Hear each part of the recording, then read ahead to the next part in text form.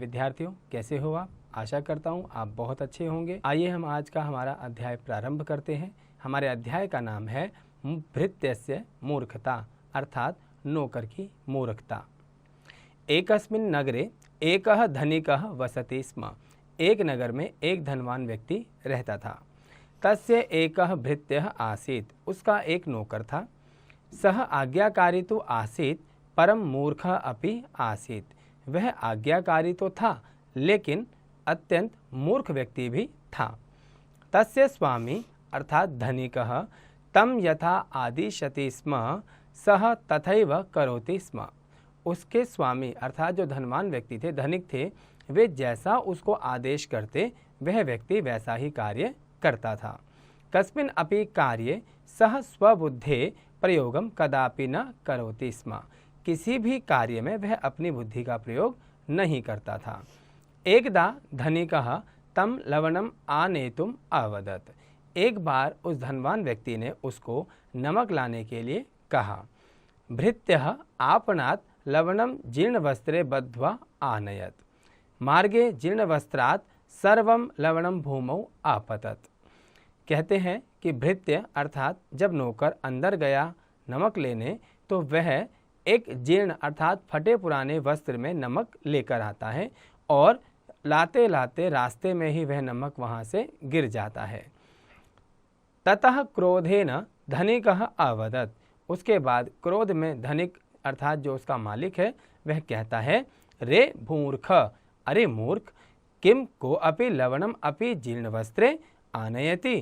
क्या कोई नमक भी फटे पुराने कपड़े में लाता है? भविष्य वस्तुनि मंजुषायाम एव आनय। उन्होंने उसको समझाया और कहा कि भविष्य में अगली बार नमक या कोई भी वस्तु आप लाएं तो उसको मंजूषा या किसी बॉक्स में लेकर आएं। तदनंतरे धनिकस्य पुत्रः बिडालः शावकम आनय इति भृत्यम आदिशत्। कुछ समय पश्चात धनवान के पुत्र ने अर्थात धनिक के पुत्र ने बिडाल शावकम अर्थात बिल्ली के बच्चे को लाने के लिए आदेश दिया। भृत्यः तम शावकम मंजूषायाम निक्षिप्य दृढ़वस्त्रेण बद्ध्वा आनयति। वह शावक को एक मंजूषा अर्थात एक बक्से में बंद करके और कपड़े से मजबूती से बांधकर उसको लाता है।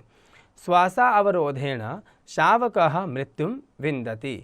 श्वास रुक जाने के कारण वह शावक जो है मृत्यु को प्राप्त हो जाता है, क्योंकि उसने उस बक्से को चारों तरफ से बहुत मजबूती से कपड़े से बांध दिया, जिसके कारण उस शावक को श्वास नहीं आ रही थी और वह मृत्यु को प्राप्त हो जाता है। एतद् दृष्ट्वा धनिकः भृत्यम कथयति।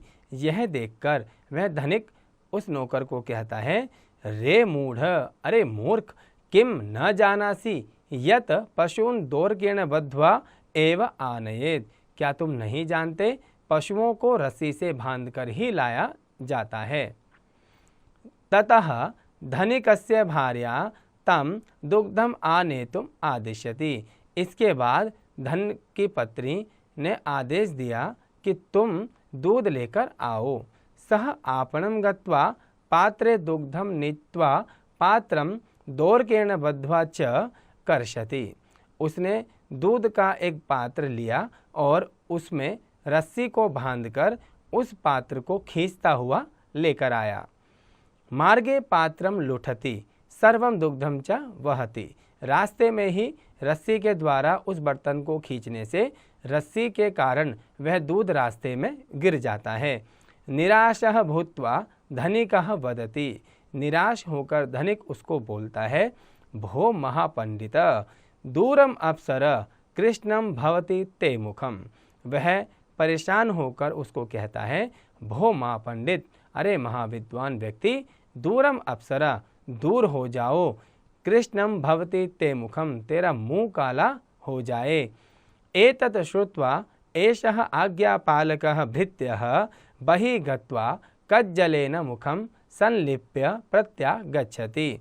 ऐसा सुनकर वह आज्ञापालक भृत्य अर्थात हर आज्ञा को पूरी करने वाला नौकर बाहर जाकर काजल से अपना मुख काला करके स्वामी के समीप आ जाता है। तम एवं विलोक्य धनिकः तम ताड़यति कथयति च। इस प्रकार उसको देखकर धनिक उसको पीटता है और कहता है, वरम भृत्य विहीनस्य जीवितं सम्पूरितं मूर्ख भृत्यस्य संसर्गात् सर्वं कार्यं विनश्यति। अर्थात वह धनिक कहता है कि वरम भृत्य विहीनस्य अर्थात नौकर के बिना और जीवितम सम्पूरितम क्लेश से भरे हुए कामों के बिना जीवन ज़्यादा अच्छा है, बजाय मूर्ख भृत्य से संसर्गात सर्वम कार्यम विनश्यति, मूर्ख भृत्य को रखने से सभी काम नष्ट हो जाते हैं। तो प्यारे विद्यार्थियों, हमने सीखा कि हम किसी भी कार्य को करने से पूर्व अपनी बुद्धि का प्रयोग उस कार्य के लिए जरूर करें। आशा करता हूँ कि आपको यह पाठ समझ आया होगा। आप भी अपने स्तर पर इस पाठ का हिंदी अनुवाद जरूर कीजिएगा।